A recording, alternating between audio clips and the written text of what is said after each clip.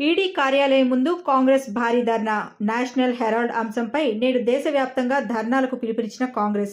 PCC chief అందుబాటులో లేనందున తెలంగాణలో రేపు నిరసనలు చేయాలని నిర్ణయం.